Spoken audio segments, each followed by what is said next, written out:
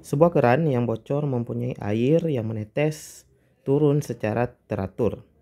Tetes air jatuh tiap suatu selang waktu yang sama T dalam sebuah medan gravitasi yang konstan.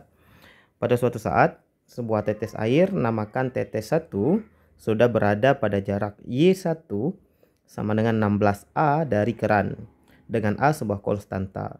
Di atasnya ada 3 tetes, namakan tetes 2, tetes 3, dan tetes 4 yang jatuh berturut-turut setelah tetes 1. Dan ada satu tetes, namakan tetes 5, yang baru persis akan terlepas dari keran. Tentukan posisi tetes air 2, 3, dan 4 saat itu. Dihitung relatif terhadap keran. Nyatakan jawaban Anda hanya dalam konstanta A.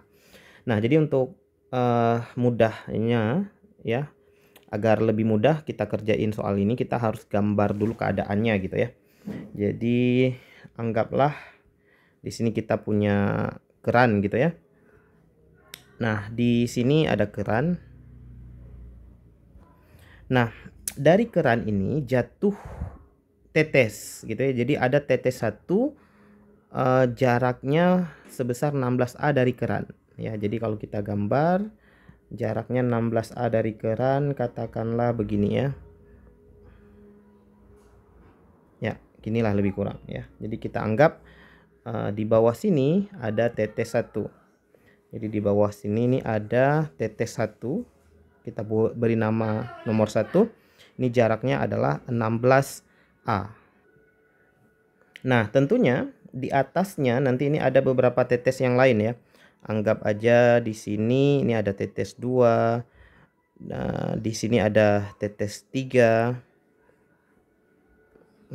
Ya, di sini ada tetes 4 dan di atasnya ada tetes 5 yang baru akan jatuh dari keran. Gitu ya. Oke. Jadi yang mau kita cari adalah jarak tetes 2 itu berapa, jarak tetes 3 berapa, kita beri nama S2, kemudian S3, kemudian jarak tetes 4 berapa, ini kita namakan S4. Nah, kalau S5 itu udah pasti 0 gitu ya. S5 udah pasti 0 karena dia baru akan terlepas dari keran. Nah, diketahui waktunya ya teman-teman ya. Jadi ada waktu untuk jatuh dari setiap tetes itu dalam selang waktu yang sama, yaitu T. Jadi jatuhnya itu secara periodik teman-teman. Jadi misalnya nih tetes 1 jatuh misalnya setiap tetes itu jatuh setiap 2 detik gitu ya. Jadi tetes 1 jatuh, setelah 2 detik kemudian muncul tetes 2.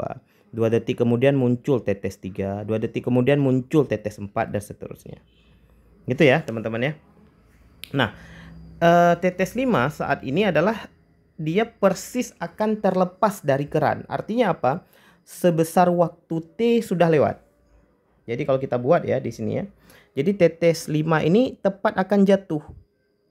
Ya, artinya apa? Tetes 4 ini sudah jatuh selama T. Paham ya teman-teman ya? Jadi tetes 5 itu tepat akan jatuh. Ingat tadi, setiap tetes itu akan jatuh dalam selang waktu T. Jadi tetes 5 udah hampir jatuh, artinya tetes 4 sudah jatuh selama waktu T. Nah, tetes 3 sudah jatuh selama waktu 2T. Tetes 2 sudah jatuh selama waktu 3T. Dan tetes 1 udah jatuh selama 4T gitu. Paham ya teman-teman ya? Jadi karena setiap tetes itu jatuh dengan interval waktu T gitu. Nah, kalau tetes 5 T-nya itu masih sama dengan 0 gitu ya. T-nya masih sama dengan 0. Gitu. Paham ya teman-teman ya? Nah, kasus ini tentunya kasus secara fisika itu kasusnya konsepnya apa? Tentu gerak jatuh bebas. Nah, kita tahu waktu untuk jatuh bebas ya, atau waktu untuk jatuh bebas itu akar 2H per G teman-teman ya. Tapi di sini kita bukan mau cari waktu ya, waktunya malah diketahui. Yang kita mau cari adalah jarak. Jarak itu berarti H itu H tentu setengah G T kuadrat teman-teman ya kan. Nah, jadi di yang 16A yang diketahui ini adalah S1 nya teman-teman. Jadi kita bandingkan aja nih, kalau berarti S1 banding S2 banding S3 banding S4 gitu ya. Waktunya S-nya itu adalah H rumusnya ya. Berarti setengah G T1 kuadrat gitu ya. Setengah G T2 kuadrat banding juga setengah G T3 kuadrat banding dengan setengah G T4 kuadrat gitu ya. Ini kok T besar, T kecil ya, T4 kuadrat. Nah, tentu setengah G-nya kita coret aja karena ini perbandingan gitu ya. T1 waktunya adalah 4T. Jadi 4T dikuadratkan gitu ya. Dibandingkan dengan 3T dikuadratkan. Dibandingkan dengan T3-nya adalah 2T dikuadratkan. Dibandingkan dengan T kuadrat.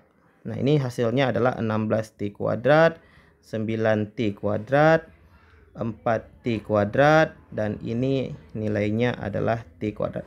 Nah, tadi S1 diketahui jaraknya adalah 16A. Maka ini udah otomatis karena perbandingannya perbandingan yang linear.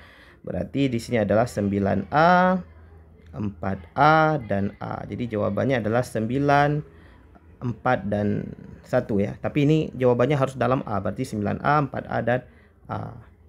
Gitu ya teman-teman, mudah ya.